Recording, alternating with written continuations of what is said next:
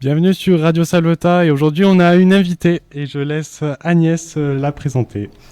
Bonjour à toutes, bonjour à tous. Alors oui, aujourd'hui nous recevons en direct de Radio Salvetat Chloé Planès, chargée de communication pour le parc naturel et régional du Haut-Languedoc, pardon. Bonjour Agnès. Bonjour Chloé Planès et bienvenue à vous.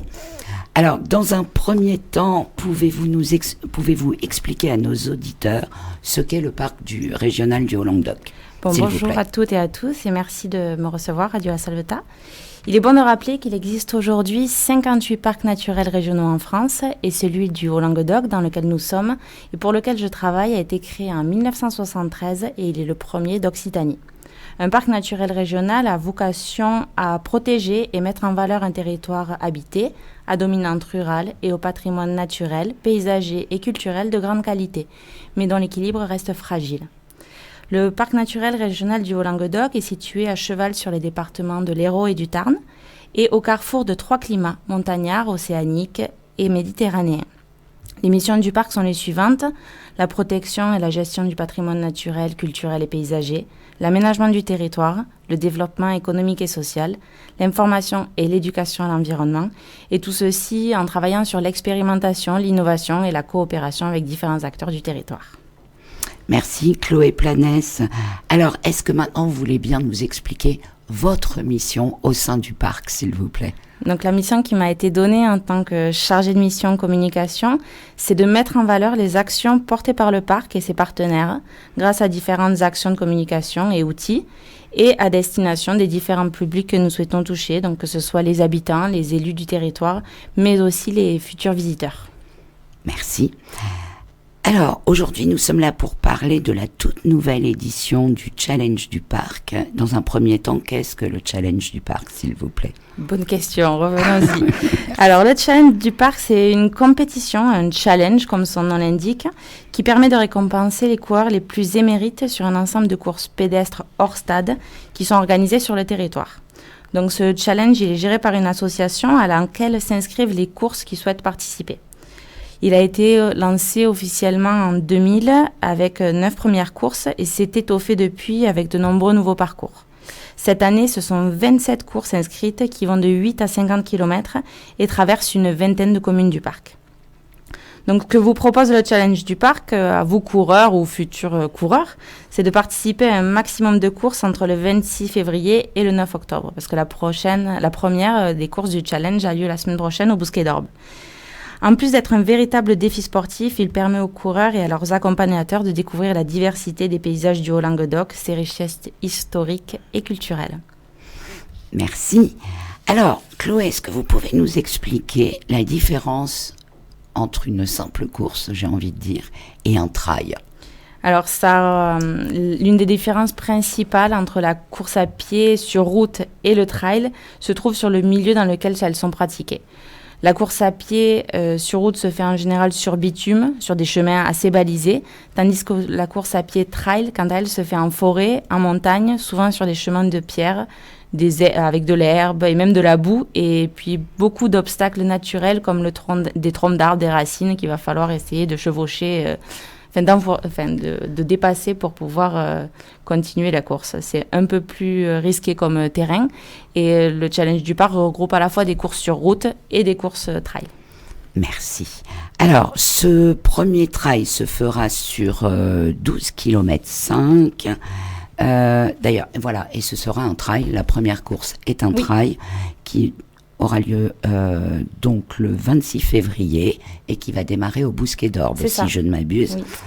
Et là, nous aurons 700 mètres de dénivelé. C'est bien ça? Oui, tout à fait. Tout au long de l'année, il va y avoir donc de nombreuses courses, dont 7 trails au programme. Alors, on dit que c'est une course qui est là aussi bien pour les enfants que pour les adultes, etc. À partir de 8 ans, je ne sais plus. 10 ans. 10 ans. 10 à 80 ans. 10 à 80 ans. Néanmoins, il faut être un coureur averti pour pouvoir courir sur des trails, faire des trails. Alors, sur quelle base vous allez vous situer pour pouvoir remettre des trophées, justement?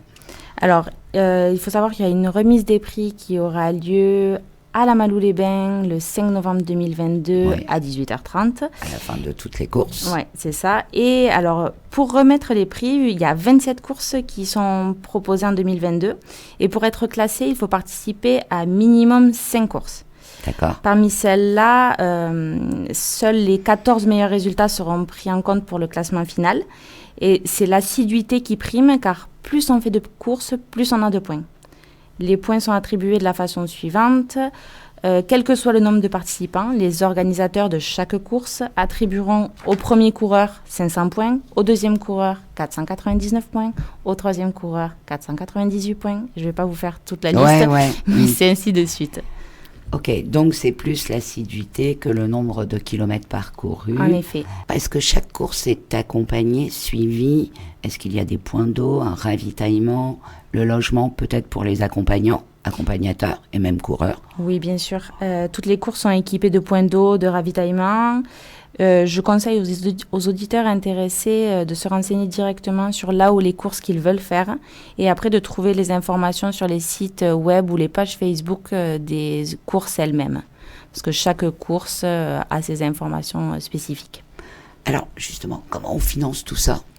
Eh bien, alors, par des recettes, parce que chaque organisateur de course paye une cotisation pour participer au challenge du parc. Oui. Et après, il y a aussi une contribution du parc qui finance notamment la remise des prix, le matériel de communication. Très bien. J'imagine qu'il y a un règlement à suivre, alors aussi bien pour les organisateurs que pour les participants. Tout à fait. Alors, il faut savoir qu'il y a deux règlements différents. Il y a les règlements de la course et les règlements du challenge. Pour celui du challenge, les grandes lignes, c'est la façon d'attribuer les points et les modalités de participation, donc de 10 à 80 ans. Mais certaines courses, il faut le rappeler, sont interdites aux cadets, cadettes et juniors en fonction du nombre de kilomètres. C'est une charte nationale des courses hors stade qui nous permet de décider de ça. Et après, il y a les règlements spécifiques aux courses sur lesquels il faut s'informer avant de s'inscrire. Très bien. Où c'est qu'on vous retrouve? Où c'est qu'on peut s'inscrire? Alors, on peut s'inscrire directement auprès des organisateurs de courses. Je propose d'aller voir la brochure sur le site du Parc naturel régional du Haut-Languedoc. On a un article qui est récent. Ou sur la page Facebook de Radio Salvetat dans la journée. Dans la journée, qui sera faite en effet. Vous pouvez nous rappeler l'adresse justement du parc? Alors, pour communiquer avec vous. Je vais vous donner l'adresse du site du challenge site, plutôt, absolument. Qui est challenge.pnrhl.free.fr. Tout ça. Et là, vous verrez l'ensemble des courses, le règlement, les gagnants de l'année dernière, les champions et championnes de l'année dernière. Est-ce que ceux qui ne gagnent pas ont des petits lots de consolation ou pas? Alors, il y a beaucoup de gagnants déjà parce que de mémoire, il y a 15 gagnants hommes et 15 gagnants femmes. Donc, sur le nombre de participants, mais on retiendra surtout les lots des gagnants qui sont dont on ne va pas révéler exactement les produits aujourd'hui, mais il y a des bons d'achat et des produits locaux offerts par le parc. D'accord. Le jour de l'arrivée à la Malou, il y aura une grande fête? Non, pas de grande fête. Et puis les conditions sanitaires permettent difficilement d'envisager ce genre d'événement, mais une remise des prix qui est organisée le 5 novembre à 18h30. Et si toutefois les conditions sanitaires le permettaient, ce serait bien, on en rêve tous en fait. Ça c'est vrai. Et après, il faut voir directement le travail des castagnes à la Malou qui, eux, organisent, chaque organisateur a la possibilité de faire son événement en plus. Et oui, c'est tout ça. à fait. Ok, eh ben écoutez, je vous remercie. Est-ce que vous avez des choses à ajouter, Chloé Planès? Je vous remercie de nous avoir reçus. Et puis... Merci d'être venu répondre à nos questions. Belle course aux coureurs et coureurs du challenge du parc. Ça génère beaucoup de monde? Oui, quand même, mais chaque course génère vraiment du monde. Et après, pour s'inscrire, donc c'est auprès de chaque organisateur. Et on conseille aussi de le faire à l'avance parce qu'au niveau des tarifs, il y a des tarifs préférentiels si on s'inscrit plus tôt, mais je pense qu'il y a aussi la possibilité de s'inscrire directement le jour de la course. Du coup, les courses sont payantes pour les participants, c'est ça? Oui, c'est ça. Ok. Et éventuellement, vous avez un prix? Non, parce que c'est vraiment spécifique à chaque course. À chaque commune. Il y en a 27, certaines sont dans l'Hérault, d'autres dans le Tarn, quelques-unes, je crois, dans l'Aude. Et donc ça, c'est elles ont toutes leurs spécificités. spécificités, exactement. est-ce que au-delà de ça, ça va apporter peut-être des vacanciers nouveaux aux communes? On l'espère. On l'espère. Des gens qui viennent de loin et qui reviendront dans le parc naturel régional du Haut-Languedoc. Très bien, je vous remercie. À très bientôt, je l'espère, et très belle journée à toutes et à tous. Bye bye. Merci. Merci beaucoup, bonne journée.